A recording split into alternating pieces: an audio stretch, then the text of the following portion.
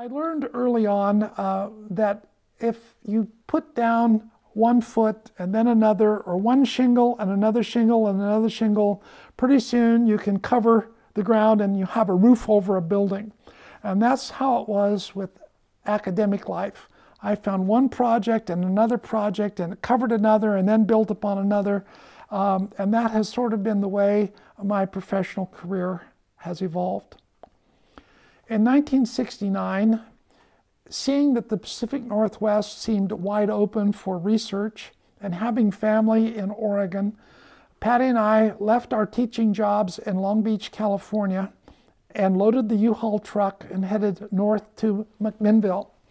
I had taken an appointment as an assistant professor at Linfield College, and Patty became a music teacher at Dundee and Central Schools in Dundee and Newberg, Oregon.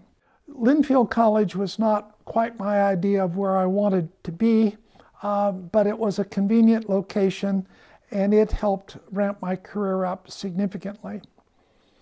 During that period, between 1967 and 1970, I was serving on the Study Commission on Denominational Structure to reshape the whole polity of the American Baptist churches in the United States. I was the representative of young Baptists under the age of 30.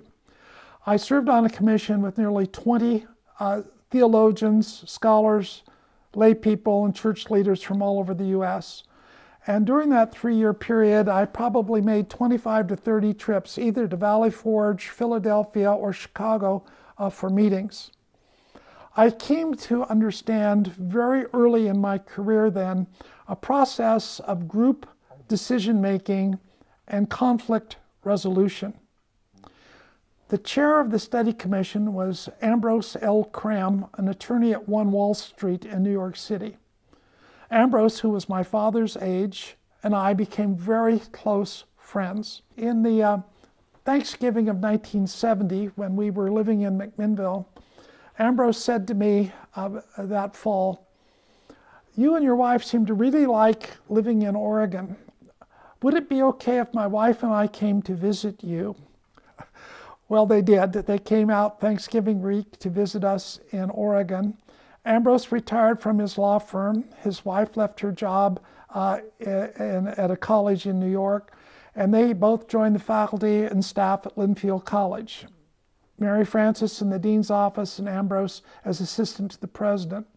And though they were our parents' age, they were our fast friends during our young married years. Ambrose taught me a very important lesson as he chaired the Study Commission on Denominational Structure. He said, "Stephen, there are some dissident voices in this room." And he said, "We don't want to muzzle them, we need to hear them." He said, "You must draw out the most discomforting, confrontational people in the group process and let them be heard, and give them an assignment. And if they're heard and really listened to, you have a chance then of reaching conflict resolution and moving forward." What a wonderful lesson that was for me. And I used it over and over again in the committees that I chaired during the years I was a college professor.